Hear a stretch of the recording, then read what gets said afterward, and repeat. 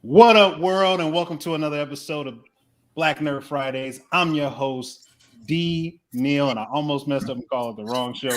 Yeah, it's been a long time. I'm glad I'm on. Man, I'm excited. I had to catch myself. It's been a crazy month. I'm back. I ain't been in here in a while.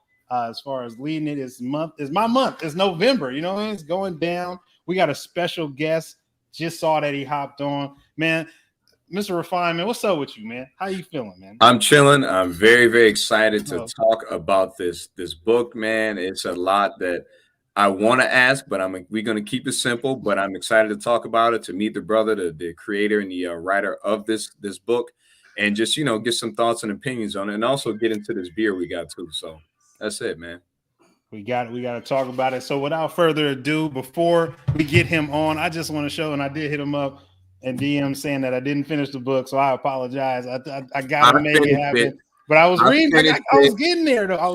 Shout out to me for finishing it in 12, 13 hours. But guess what though? Don't even trip, Jason, because right when I'm done with this and go on IG and talk crazy great about this one, I'm gonna read the continuation though. What do you mean? What do you mean? I did it. I got both. But anyway. Man, and then I love this brother right here. So let me hop him on real quick. Let me make sure that I'm straight. We straight.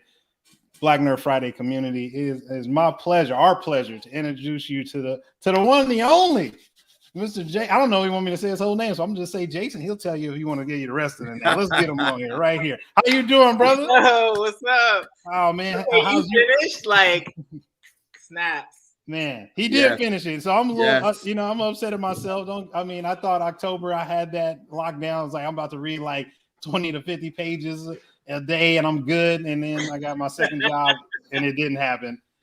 So I ain't even gonna lie to you. I'm not even super far away, but I'm definitely far away. No, I mean, that's like another 400 pages. Don't get me wrong. You far away.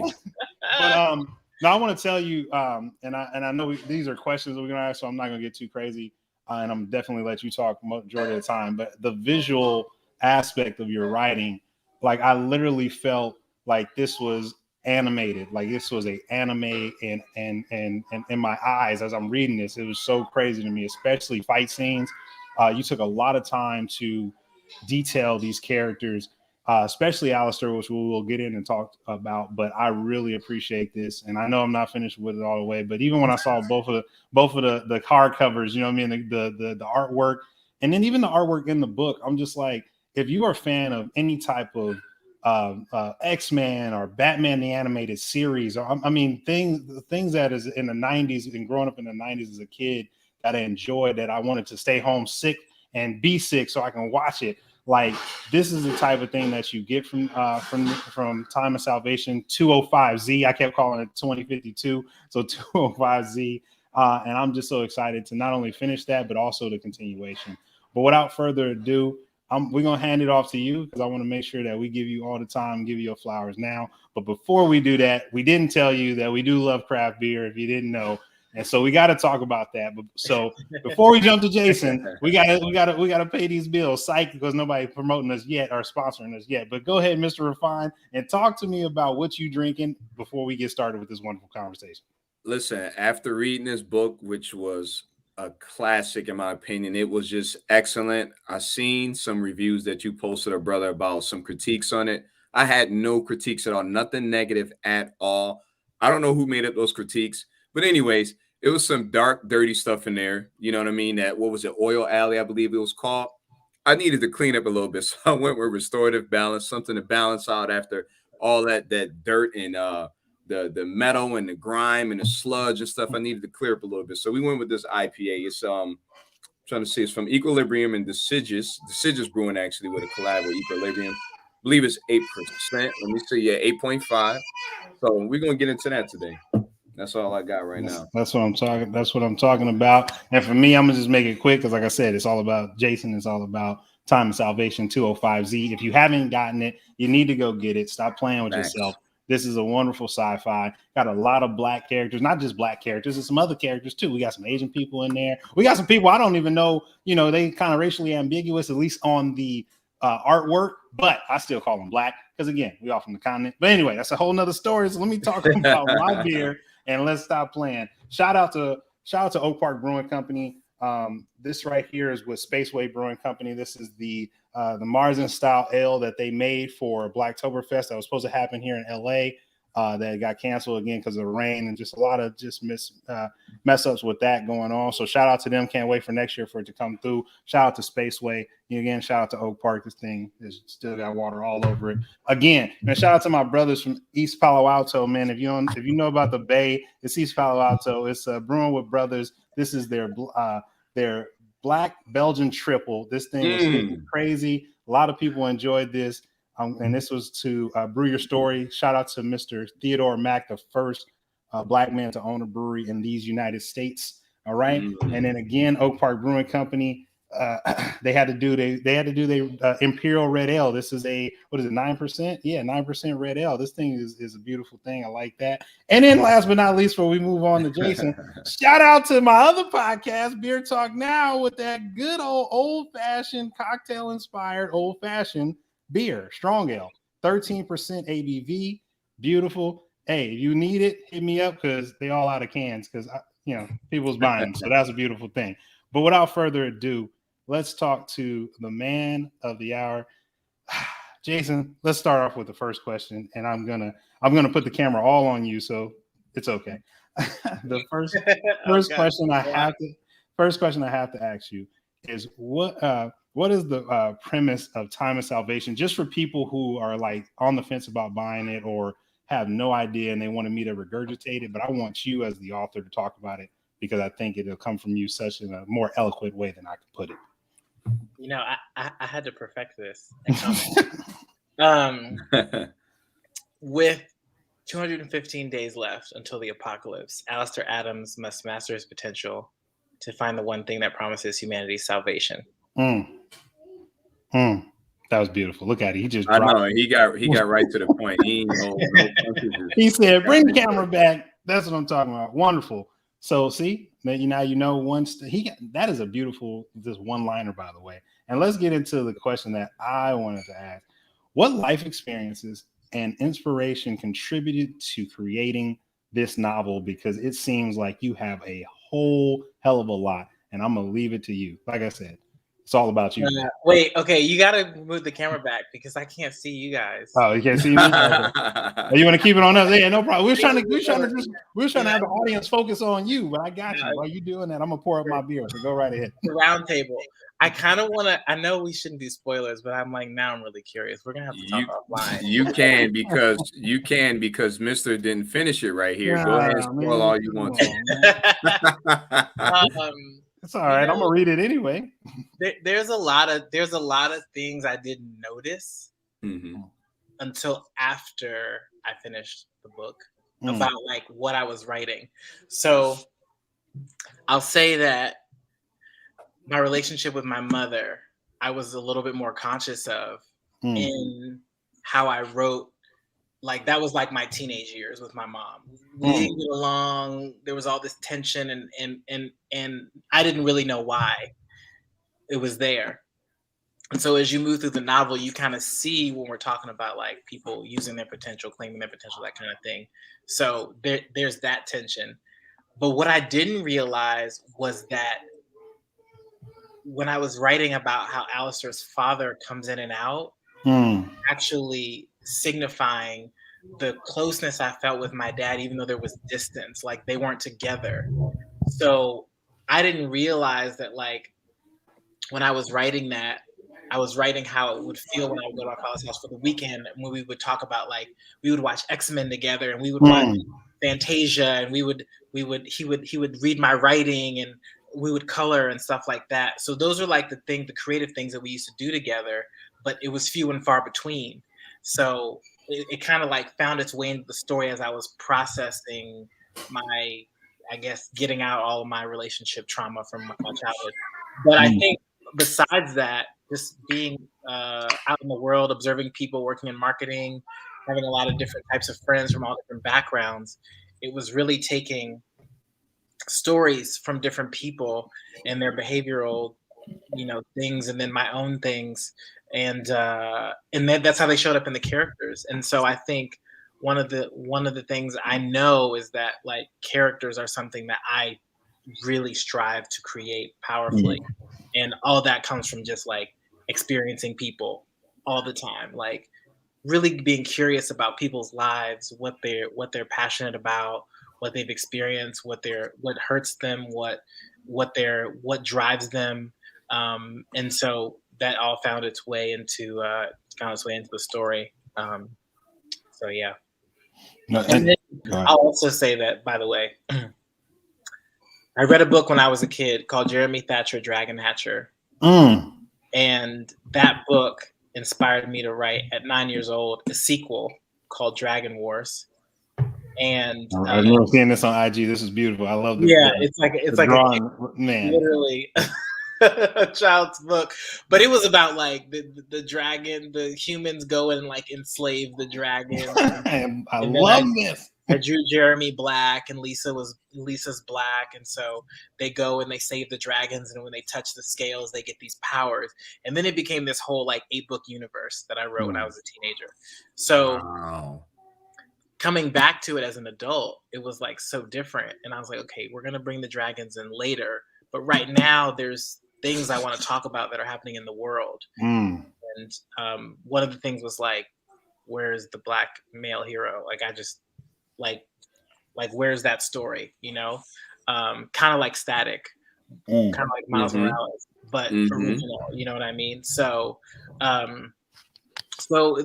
it was a combination of things. It's people I experienced, what I was seeing in the media, my own childhood, like creativity kind of reimagined as an adult with all of the knowings of like politics and currency and infrastructure and all that. So yeah. Yes, I will say that this was a very layered novel.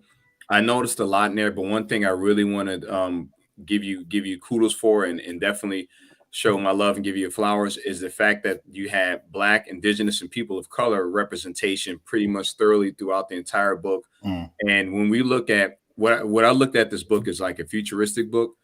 Normally in the future, when it comes to us, we're not represented in there. And the fact that you were able to do that and it focused on us was just dope all within itself. I loved it. Absolutely loved it. So shout out to you for doing that. Thank you.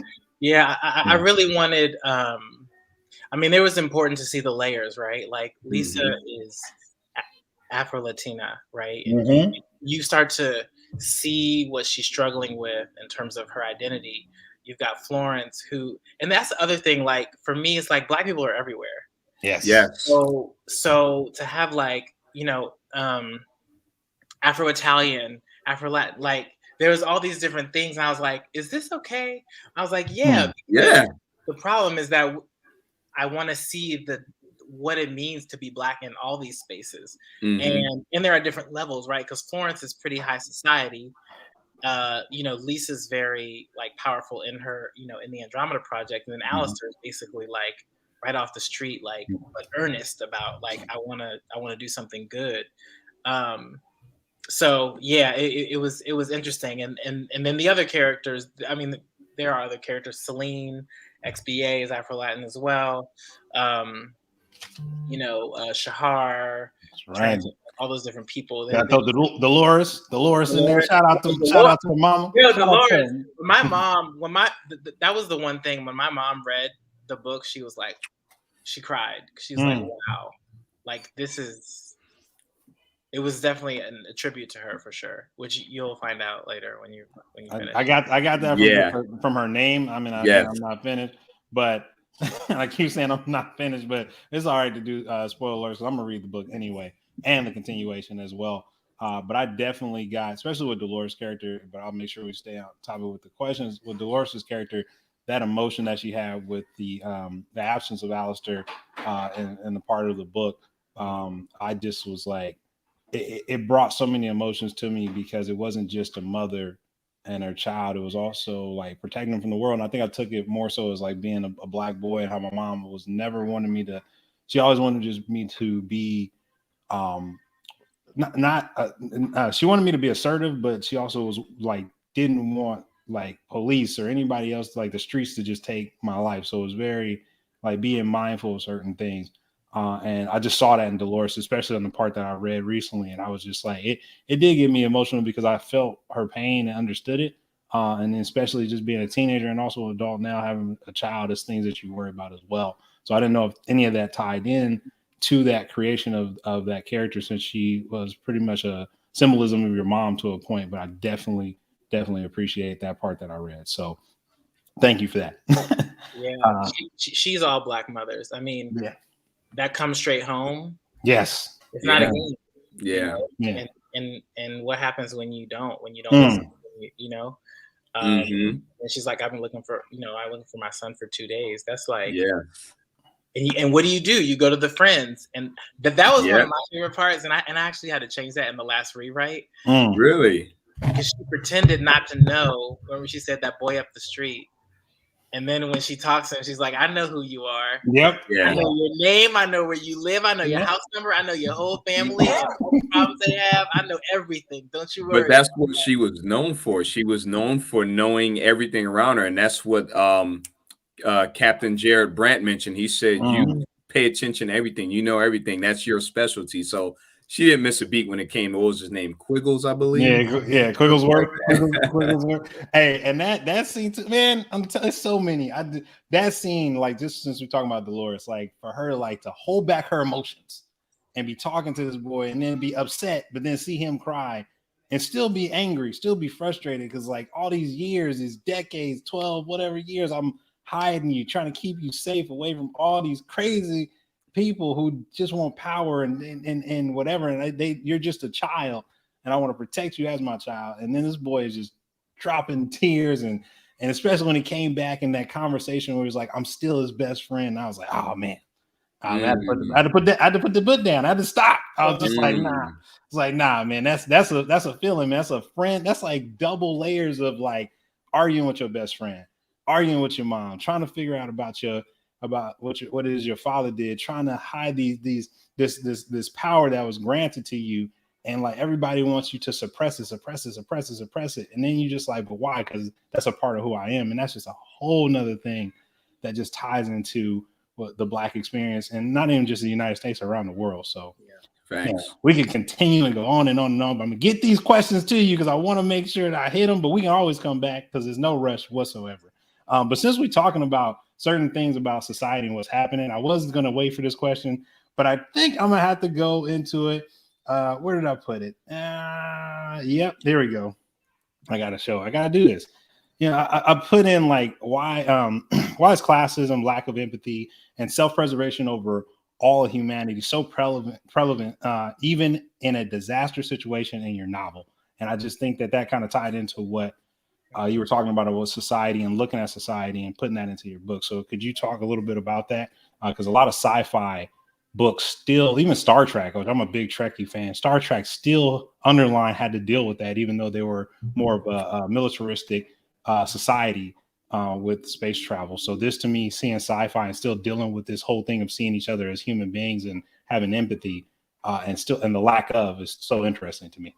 Yeah. I mean, it's just what I kept seeing. I think the last 2 years felt a lot like the world was ending. Like I think as we had the crazy election, where he who shall not be named was elected. But there's these things that feel like the direction we're going is not good. And it's like, it almost feels like the world could end any minute. And that's like how it always feels, which is why the countdown, like all that stuff is like, because we are kind of on a timeline. It's just, we don't actually know if it's 215 days or 10 years, 10 years, and so, but regardless of the tension between what exists and what is coming, people can't seem to let go of all this other stuff. Is the classism, right? So it's who deserves to be saved, which we're seeing right now, right? Yeah. And then the lack of empathy, which is, well, if I deserve to be saved, then that probably means that you aren't, or you're not a person, or whatever that is. And that runs classism, racism, health. I don't think healthism is a word, but hey, we know what you mean. Ageism. There's all kinds of ways to like block people off from salvation, right? And then self-preservation, which is like not the fill my cup up first, but like like me and nobody else. Yeah. And I think it's hard to write a story about the end of the world and not address what happens in people's minds as they're barreling toward it. You know, so it's unavoidable, and I think that the book wasn't originally like that, you know, when I was 15, but I probably wasn't seeing a lot of those things so vividly and like in my face, and it just had to morph to. It was definitely more spacey before. But I was like, I gotta address Earth. We gotta like Earth first, and then we'll go out there and like book 3 and 4. But I just feel like it needed to be said. All the things that were said in the book, whether you pick it up or not, it just needed to be out there in the world. I agree, because I think that those questions that we're asking is something that we see every day in our society, especially like you said, we have no idea when our time is coming, whether we're talking about the earth or whether we just die in general. Our self-preservation is always number one. That's what we're always trying to do.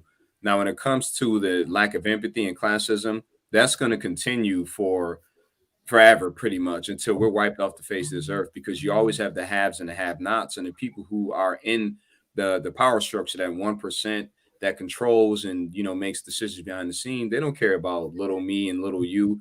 They're worried about making sure they do what they have to do, even if that means, okay, we're going to make a spaceship so we can go out of space to Mars or another planet or even the moon. If the earth goes bad, something happens on earth. And I think that's prevalent, and it shows every day in our society. So this wasn't any different than that. And that's why I appreciate it, because I can relate to it. And I've seen, though, like I said, those layers in there of things that you might not have been intentionally writing at the time, but I picked it up. That's what I got out of it as I was reading. And I think what shows that was, and I want to get her name right. Dang it. It's the cyborg. XBA. Thank you. XBA, which again, I kind of get maybe idea. You're winning. You're winning. I'm gonna fly out and sign your copy. Thank you. I like that. Thank you. See, that's a win. But I like how XBA was like, and they call us the terrorists. And she was talking about when she was at the gala, one of the evolutionaries, where I hope this evolutionary is more prevalent as I read it, because he has the potential of electromagnetism, which I think, honestly, man, that's just like, I mean, that's like Magneto, hands down. And it's just like what he could do with the world is crazy. But definitely, I like when she was saying, he calls us the terrorists, but you were having a gala in your nice air conditioned building, security guards, you got food, you got all the lights and everything like that. And then you walk right outside. And that's happening right now all over the United States and the world. It's back to what Mr. Refine was saying, back to what you're saying, Jason.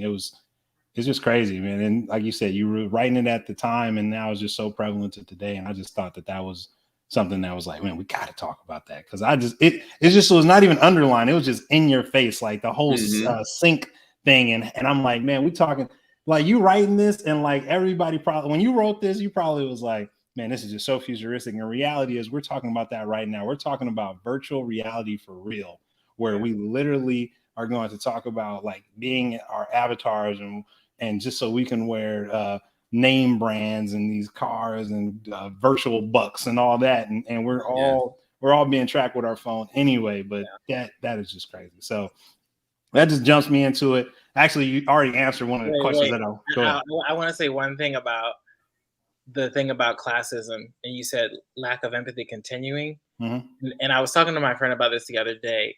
The thing is like, what are people willing to give up to actually change the system? So that's why the relationship between Lisa and Allister, which is, by the way, not inherently romantic, purpose, that's why it's so important. because it's like, what are you actually willing to give up to save the world? Because if you think you're the one that needs to save it, and it's very clear that you're not. Woo, talk about it. But less for Lisa's journey is less about not being the one to save the world, but actually like it being her power that is, which will come later, and you'll see that in Zaz's yes.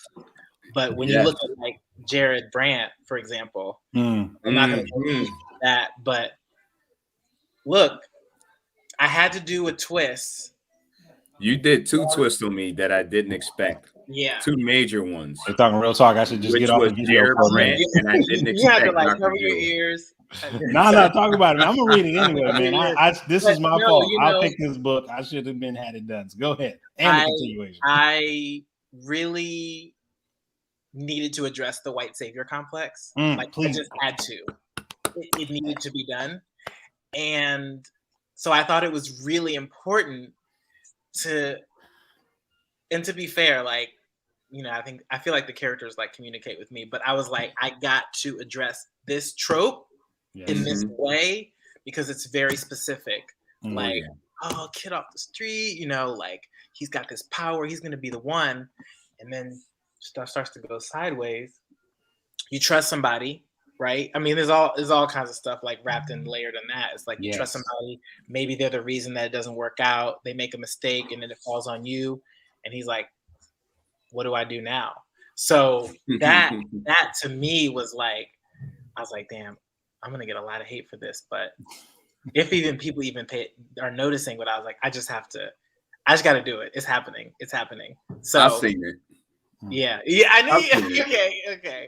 I've seen it. Trust me. As soon as he came in, and when this is after he arrested him, pretty much, and after he revealed his powers in front of people, and Brandt came and arrested him, and he said, "What I can't remember the exact phrase he said," as he was kind of like being knocked out and handcuffed, but he let him know that he knew him. So, anyways, I said I knew who Jared Brandt was already. I already understood kind of the relationship and the underlying sort of theme you had there. And once I knew his genetic background, his cultural, etc., I was like, yeah, that's what he was. And then you find out the relationship between the father and Jared and the mom and Jared, and you're like, oh, so he is the godfather. You know, again, spoiler alert. Go ahead. So you understand the whole thing of how that works. And it wasn't nothing new. So I don't know why you would be concerned about it. That's what we see every day. Whenever they make movies about us, whether it be, let's say, Harriet Tubman or anything that's Black related, there's always supposed to be like a white person in there saving us or adding their 2 cents somehow. And that happens sometimes. And then sometimes that's not the case. We come up with our own things, which is what we always do. So I like that you put that in there. And no, you didn't get any backlash, at least not from me, because it is what it is. I love it all. I want all the smoke. I want all the controversy because that's just where we're at. I think we've been. The funny thing is, I think the progression and with this novel, how it ties into this question of like, we try to, especially the United States has a good way of utilizing the media to where a lot of people around the world think that the United States is just this wonderful place, that Black people are complaining, they're lazy in the United States. They're not aspiring to the dream because you got a 50 Cent or a Jay-Z that's a billionaire, or Oprah Winfrey or a Bob Johnson or the guy that's worth $4 billion. But he even himself says, like, when I drive around my Rolls Royce, I'm afraid that a cop will pull me over because of my neighborhood. So that really just lets me know, like, the media in the United States, white media is great at playing that. They're great at trying to just make this imaginary world. And then I think but I feel what your novel is doing so He's far. In the Matrix right now. Oh, I am? I got lost? You good now, but you were at it. I was in the Matrix? Oh, man, I was going in. But anyway, now I just feel that the novel ties in a lot to this. This is reality. And this is what, and even Allister had to go through that with the Andromeda Project. This is reality. And this is what you thought. This is what you got inspired by from your father, but this is the reality of this. And you learn even more so. And that even ties into my next question. So I'm glad I brought it up. Segue. Let's get it. Where did I go with the C20? Bam, right here. Let's talk about it. Should the readers take C20 as the true villains and the Andromeda Project as the true heroes? Good question. That is a good question. Very good question. I don't know the answer to that. That's good. That's good. Good. I got one. No. You'll. I know, and you can confirm if this is true. There's a middle point when I was doing the beta readers where people were like, "I actually don't know who to root for." And I think it was like after chapter 19, where they're like, I don't know. Yeah. I'm on 16, so I'm getting there though. You're, But you're getting into the mess now. That's right. I'm getting those muertos. That's when it gets. But I'm a fan of C20 because I think that villains are not. It's a lot to write a villain that's actually captivating and really show that it's really not necessarily a villain. It's just, and I forgot what show I watched where this person said it, and I think it might have been Attack on Titans or something along that line. Attack on Titan, definitely. Yeah, it was one of the generals that said there's not a good guy and a bad guy. There's two, and it wasn't Attack on Titans. I forgot what the anime was, but pretty much the general said there's just two sides that both think that they're right, and you're just fighting you're fighting each other on whose side they think's right, and whoever wins, your side is right. But it's not. Yeah. Whoever wins is right. That's deep. Yeah. Whoever wins is right. Like he was like, because he said this. He said when we go into their land and we go and fight them and take their land, are we still the good guys? The people that we killed, the people that are going to be raped and pillaged, are we still the good guys in your eyes? And that cadet or whoever he was talking to in that anime, like it like blew their mind because they were kind of like how Allister was, like in the beginning, like this whole like, yeah, I'm fighting the good fight. I'm gonna make a change for humanity, and I can use my powers and save the world, and people love me for who I am. And then you get that contract you signed, this battle's to the death. So if you lose, you die. And at first I was like, oh man, I think Jason's just joking. Like they're gonna, he's gonna fight and then be done. And then I was like, no. Lieutenant Lisa Delmar was really going to kill him.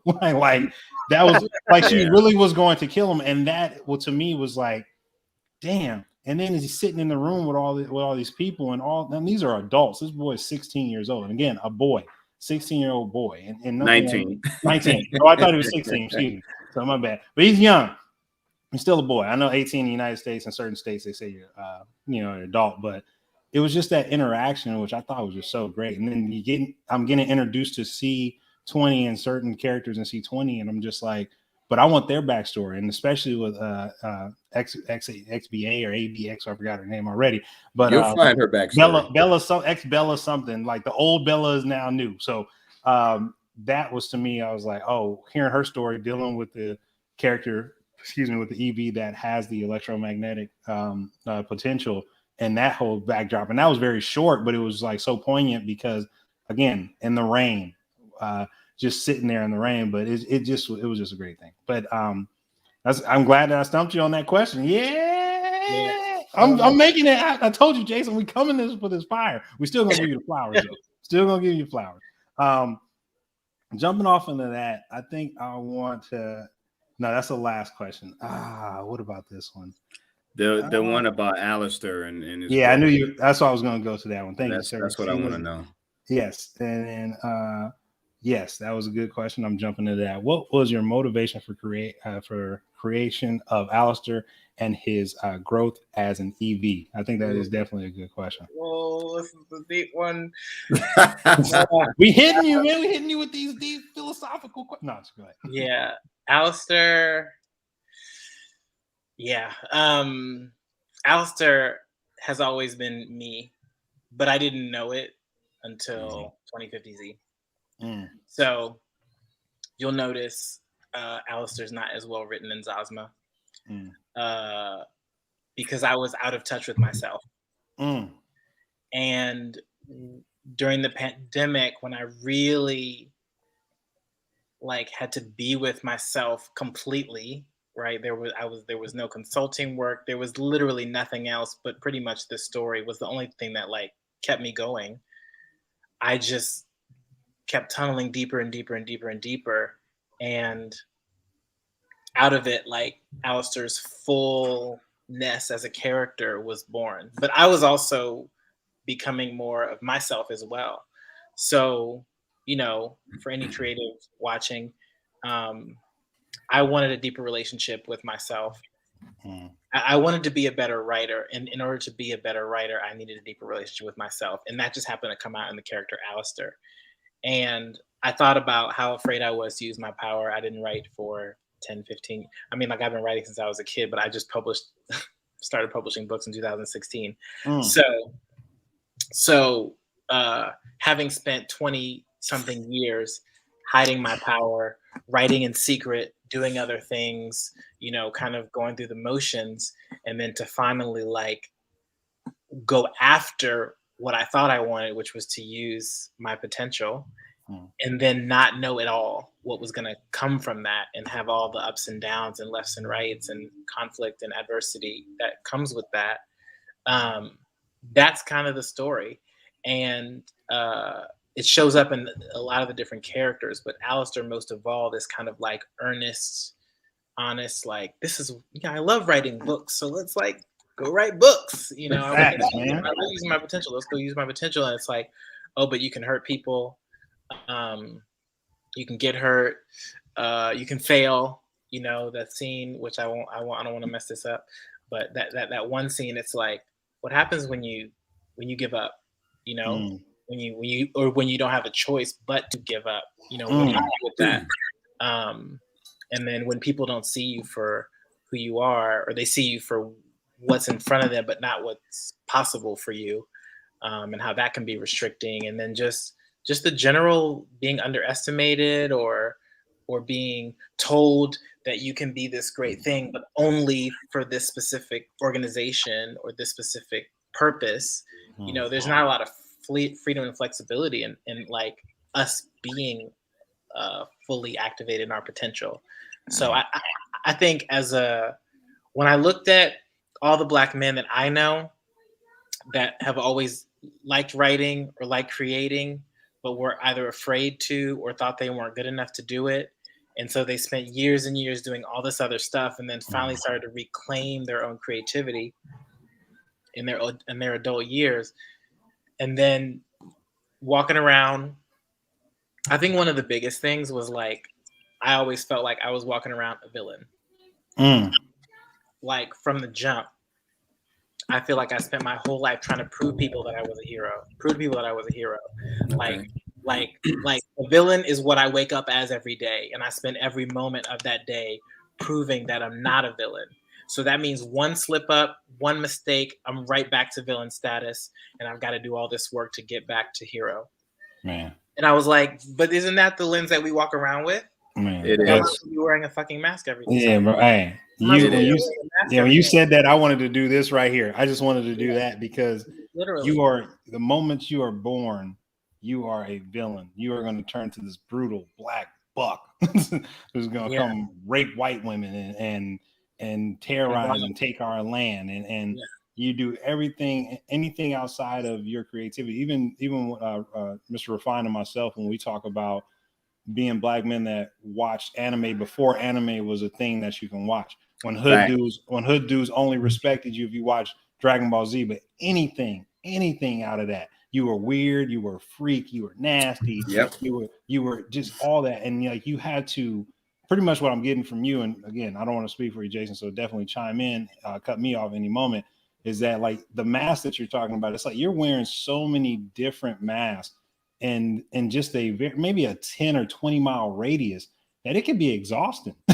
Like it can be exhausting. And you put so many masks on that you don't know who you are. And I think Will Smith said it best when I was watching just a little clip that he had put up a while ago.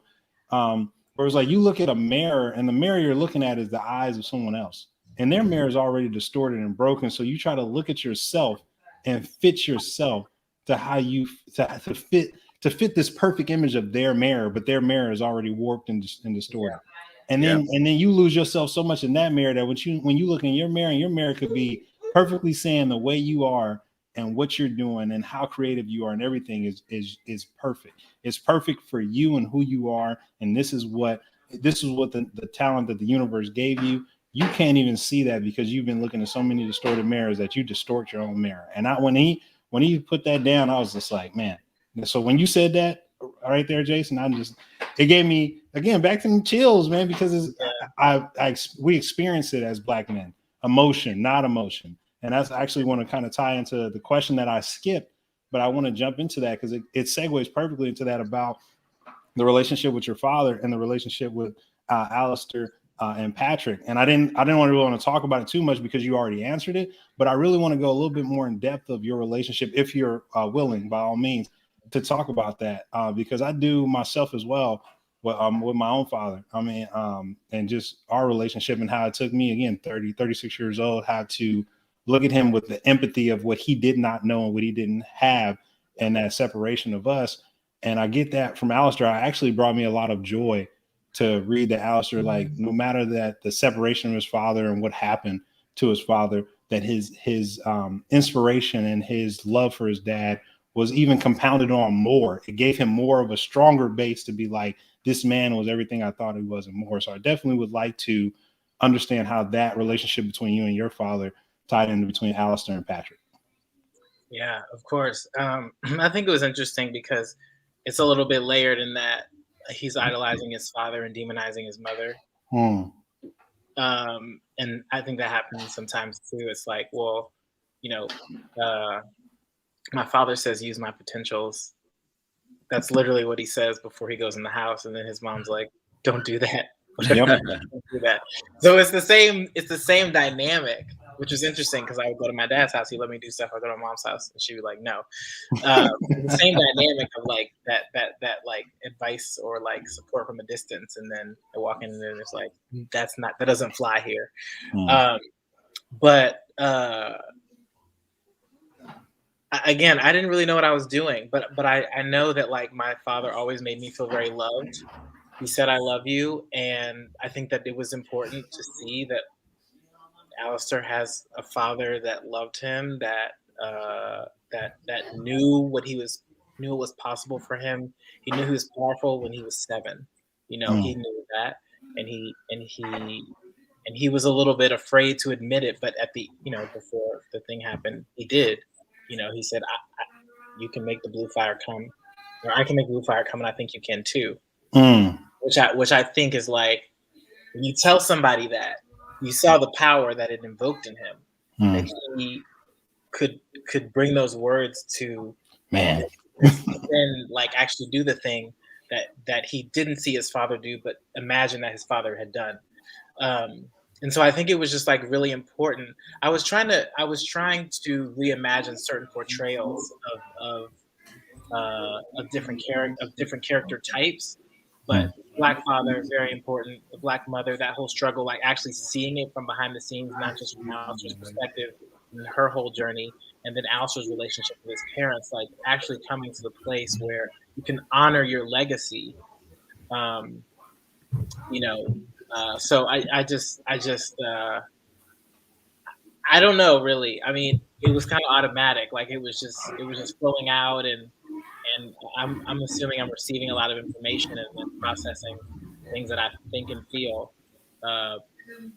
So I could say it was intentional, but I honestly think it was more of like a channel. Probably subconscious that you're just writing in. Again, it's not intentional what you're trying to do, but it's coming out as this character, and the relationship between the two is something that you've experienced in your own life. So naturally, you're going to write exactly what you experienced, especially if you're gearing Allister to be who you are, like you said, with the mask, etc., and waking up as a villain every day.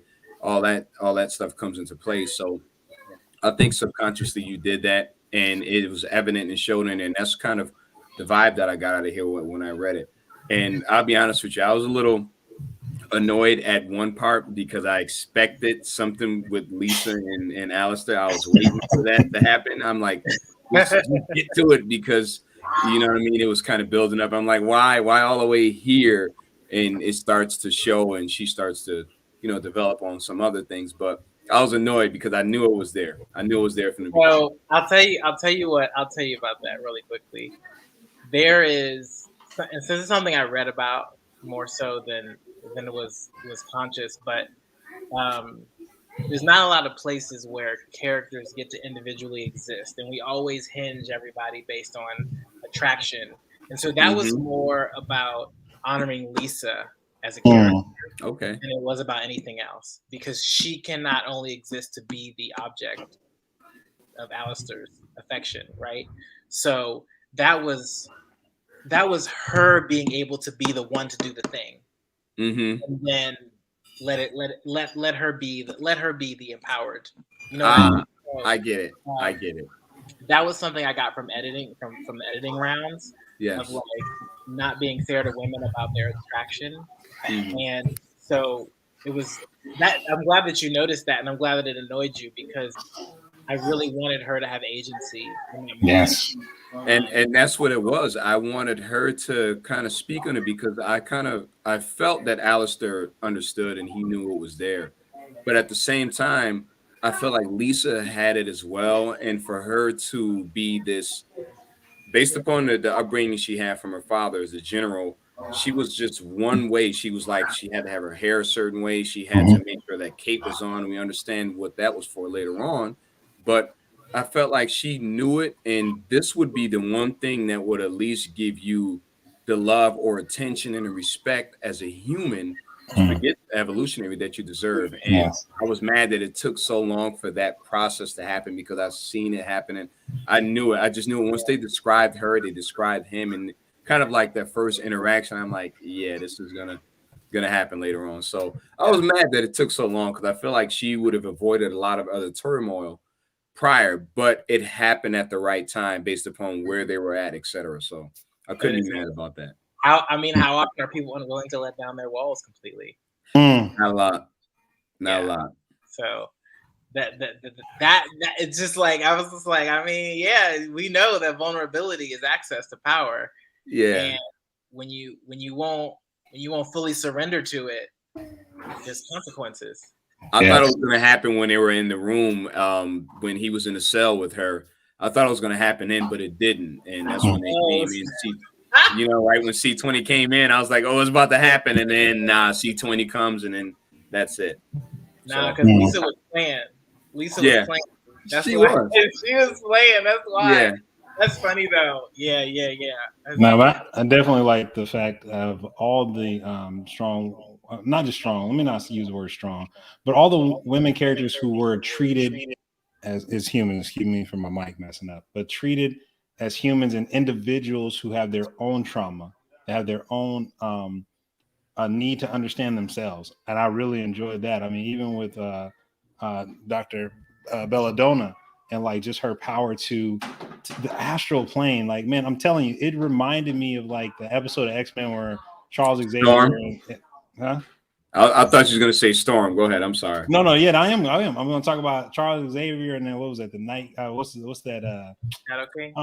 Shadow King. Yeah. Yes. And like I just thought about that when he went into that aspect of her mind and to fight that, but just the visuals that you put on that, and for her when she came back, and how she just kind of like she still had trauma dealing with that, and you even talked about that, like she found that because she was pushing her limits and her potential as an EV, an evolutionary, and for her to be like that it's a dangerous place, that she had to have that chair. I don't know if that was like grandma's chair or whatever, but that chair had to bring her back, because you could get lost in this void. And that's just one thing that she had to deal with. I mean, I haven't even gotten to the point where you just talk directly about her and her experiences, but all the women in this book were ones to not be trifled with, but also ones that did have emotion, and either whether they knew how to channel it or not channel it, I just appreciated it. And I think that when people read this and get that and see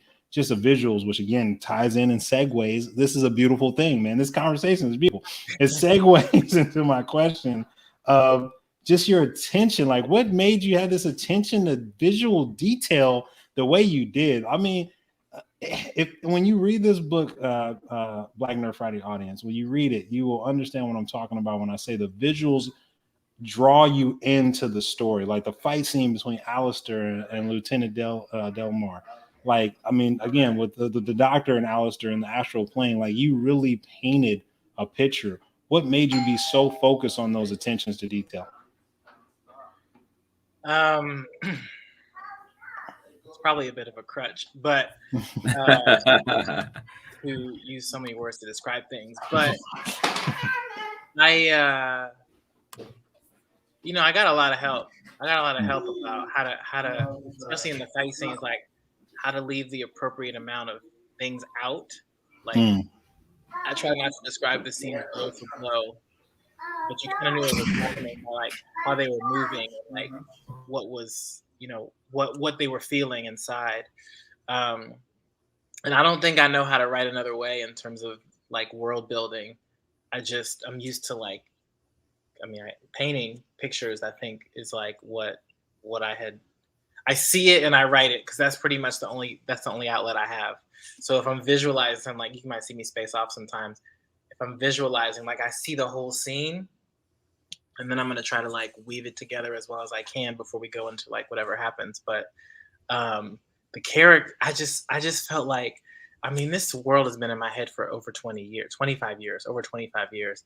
I was like, if I'm gonna spend the next year, from the beginning of 2020, I'm gonna spend the next year like bringing this to life.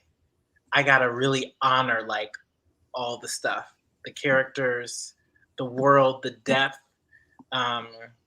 Whether it's something as simple as sync, the currency, the sanctuaries, not cities. There were things that I go in and revise to make the world feel richer and feel its own.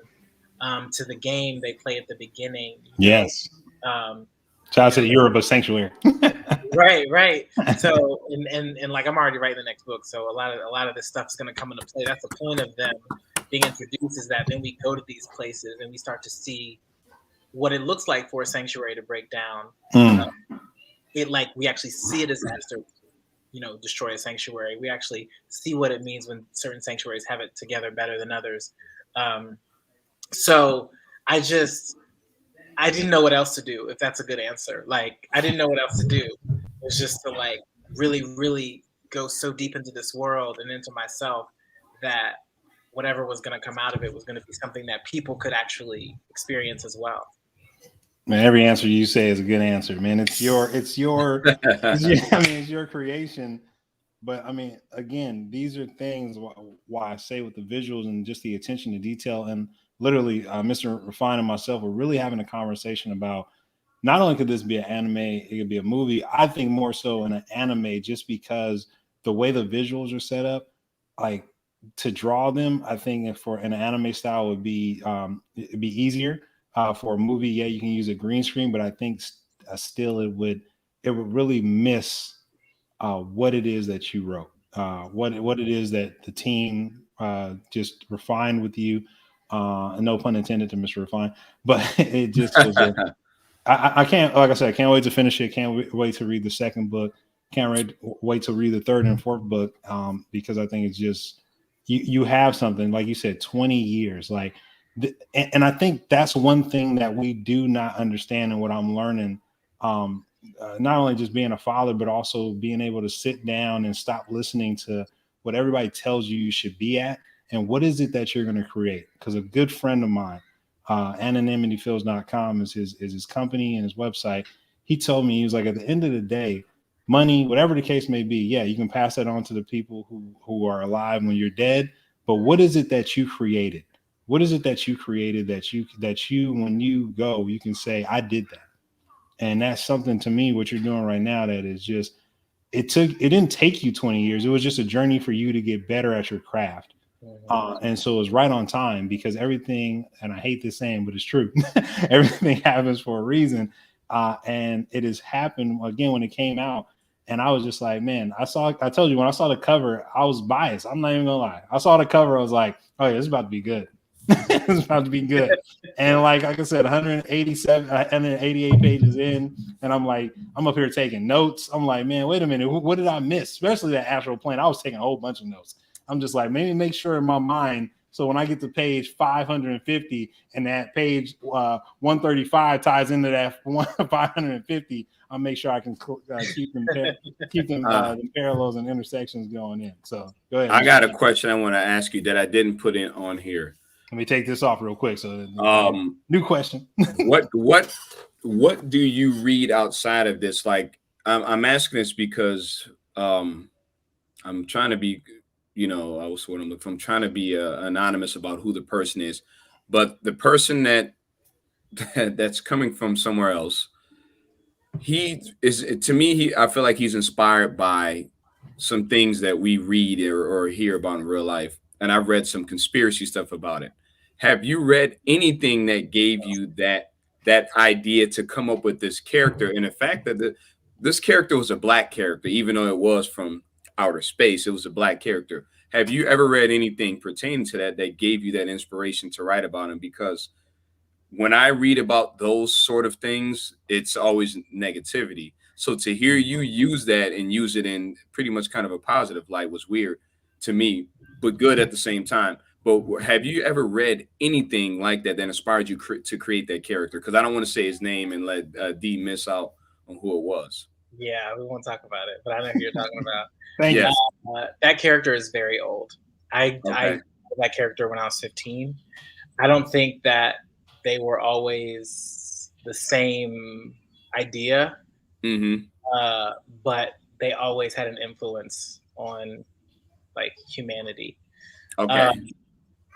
And I follow Ancient Aliens, Eric Von Daniken. I watched and read about different things like that. Which will also tie in, with like the civilization. There's a lot. So here's really what I'm asking. Have you ever read The Biggest Secret? No, I have not read that yet. Okay. I need to read it. Read it. Okay. Read it. It's tied into that. Specifically that. A whole lot of that. Because I think I know what it's about, but basically, yeah. That is pretty much. That's part of the thesis. Yes, kind of how they run the world, and specific people are them and still here. They've been around for hundreds of years, and they have different skins, etc. So it was when I got to that point and seeing who that was, I was like, I wonder what he's been reading. So, but that's the thing. That is the thing.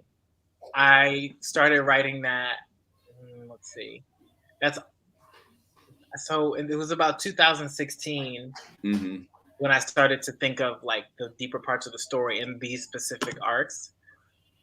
And I hadn't been reading much of that stuff at that point. So sometimes I wonder, I mean, it could be like imagination. Sometimes I wonder if it's like information coming through where I'm like basically telling on somebody. But that no snitching. No, just joking. Like you imagine a character like that, in a basement somewhere.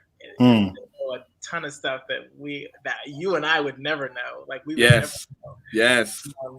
But there's a much bigger twist that is like right along the lines of what you're saying. All right. I'm not even talk about it. There's nothing. I can't even say anything else. But I'm telling you that that storyline for some reason feels so real to me. That there's like ancient alien creatures like walking around here, hidden in humanity, and they're figuring out when to jump in. There's some shit coming. There's some. It is. This is why I asked the question, because I've read some books about that, but the intro would be The Biggest Secret. That's your dictionary, if you will, and then you can kind of branch off after that, because this one ties in a lot of stuff. So yeah, that was crazy. But the fact that he had dreads was even crazier too. It was nuts, but I liked it. I can't wait to be a part of this conversation later on in life after I finish reading the book. You know what I mean? But no, I love that, man. And this again, no time limit for us, because I'm gonna give you your flowers. Like really, what I wanted to do, and I didn't hit up Frankie. I was like, I know Fridays is her day for her episodes. But Fantastic Frankie. Yeah, Fantastic Frankie. Yeah. Like we just had breakfast this morning. Man, Fantastic Frankie is a real one. Anonymity Films put me on. He was like, "You need to interview Fantastic Frankie." And I reached out to her, but I know Fridays is her day. But I don't care if I'm gonna get it. I'm gonna get that energy. Talk to that. But that energy, even when y'all had go ahead. She is amazing. Man, she is amazing. She like, no filter, and I love it. I love no filter, man. She say, "Come at me." Come on, fam. Yes. Oh, I had to praise her this morning for that. I said, "Your courage is just unmatched." And again, I love it. And so I think it'll probably be one of the final questions, and I think this is very key to the conversation. But what did you want the audience to take away after finishing the novel? This is for a person who's supposed to read all of it. What do you want me to take away from it? No, I'm just joking. The audience go. That it's time to unleash your potential. I hear it from you all the time. Yeah, I love that. I like the fact that you had like quotes, and these are things you made up. It looks like in between each chapter, or in between like every other chapter, and some of them you would ask questions to us, and some you would just put out there as a reminder or something to awaken your brain and stuff. I love that. I thought that was dope. I'm glad. No one talks about that. No, I loved it. I thought that, to me, that was the most unique part of the story. I'm not gonna lie. When I first seen the first quote, and I don't remember what it was. See, I don't take notes like D, because most of the time I'll kind of remember things in my head. Take notes, man. But when I first seen it, I was like, "That's unique." And then when I got to the next chapter, and it was another one, I was like, "I like this." And I was paying attention. It was asking questions sometimes to us. And as a matter of fact, a lot of times it was to us as the story went along. You were asking us questions. Have you released your potential? When was the last time you tried to do this or that? And I was like, wow. And it made me start to question myself. Have I done that? Have I taken advantage of certain things? And it was just crazy. I really, really love this novel. And I think I've stated it before, but I'm trying to figure out who in the hell wrote those bad reviews and why. Like, I don't know. They were old books. They were like, okay, all right. What I wanted to post was to show people, like, look, you gotta put stuff out there and just give reactions, and then you just keep going. But I remember I was talking to an artist friend of mine who had a situation that made him question why he's doing it in the first place. Why do you deal with it? And I was like, let me show you something. And I got a screenshot of that review of my first book. And I sent it to him. He was like, and you kept writing after this? I was like, what else was I going to do? Let that be the defining moment of my writing career? We're going to fix this. So, I think, I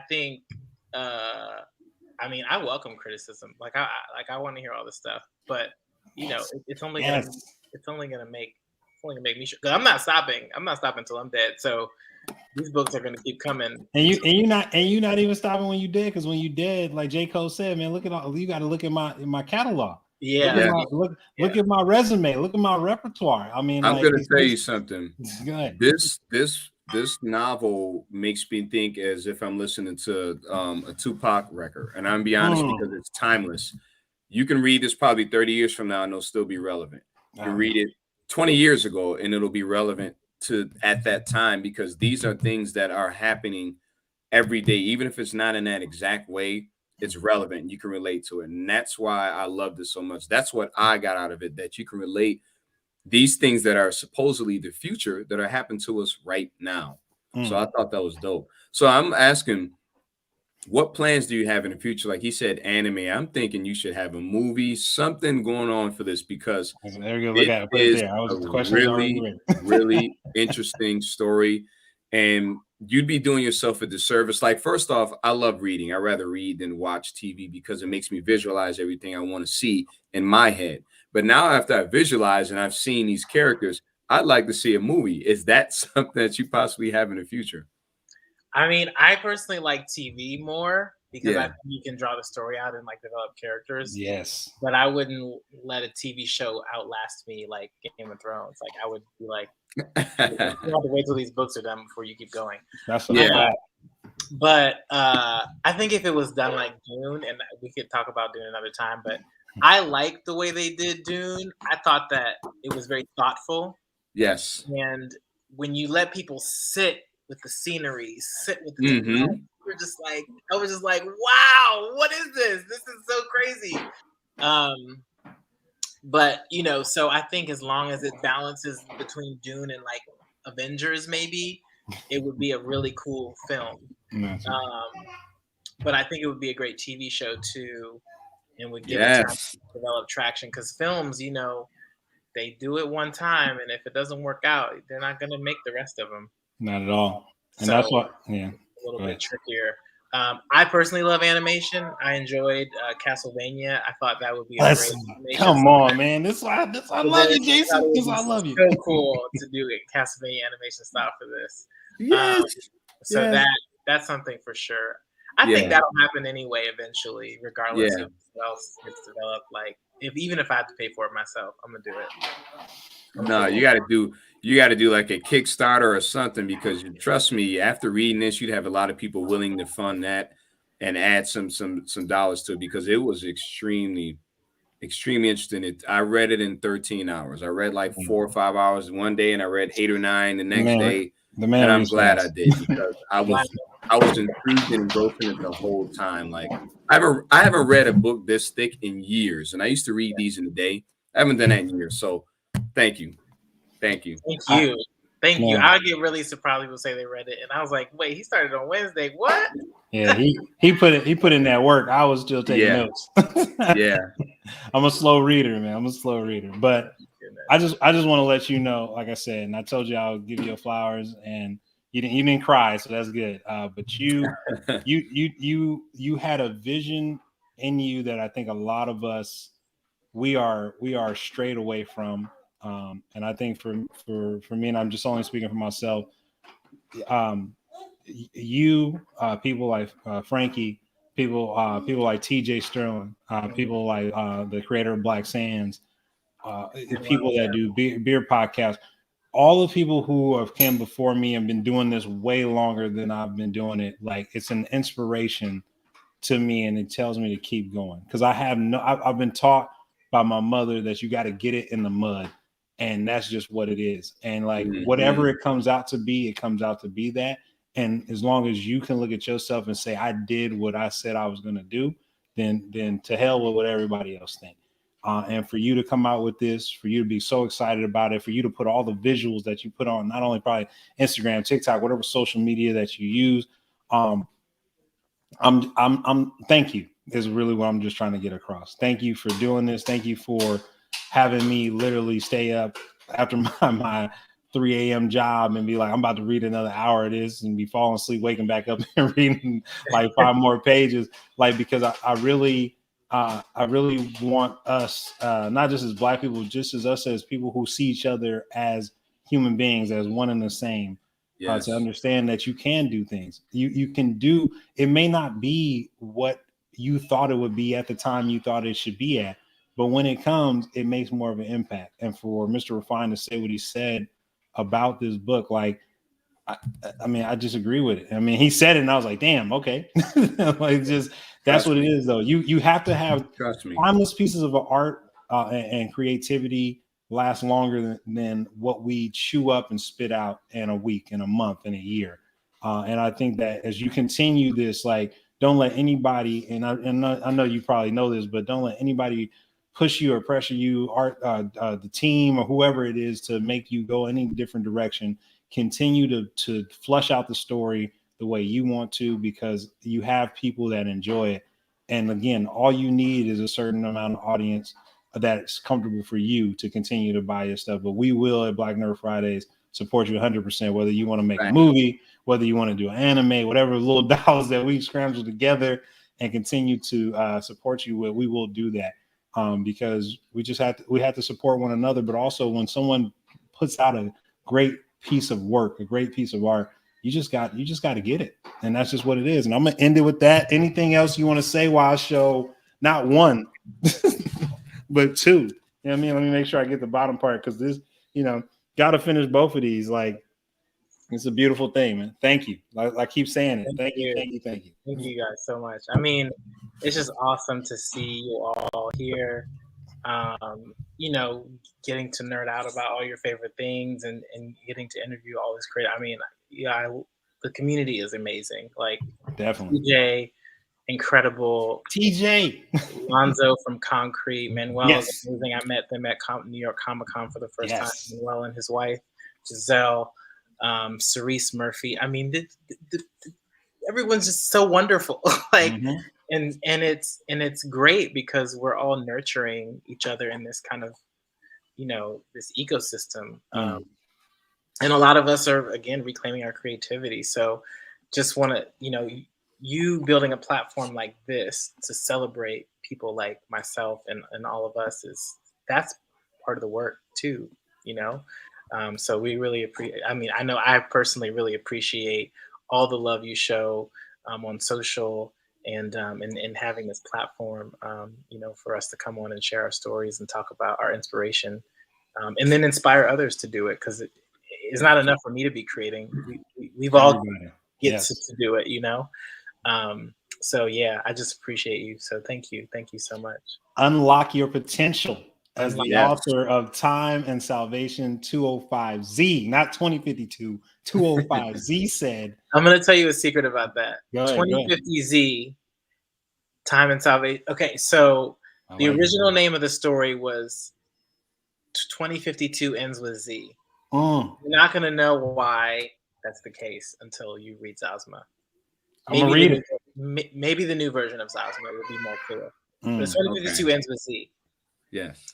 So and you got that in the book, and I'm like, I wrote that down. See, again, I'm taking all my damn notes because I was like, this is gonna ring in my head, and I was flipping through these notes while you was talking. So that's why I took the ends with, and I just put the Z on the end. Man, so 2050Z. So it's kind of like I don't know what it is, but it fit. But it fit again. Sometimes less is more. Simplicity is I don't want to say king or queen. Simplicity is the way. Yeah. Shout out to Star Wars. I'm gonna say this too one last time before you end. I was talking to my mom about this yesterday, and my passion for reading came from her. I told her about it yesterday, and I'm gonna give this book to her and let her read it, and I'm sure she'll probably read it in the same time frame that I do because I get my reading from her. So I love it. I can't wait. I love when moms read it because I'm like, oh, come here with you.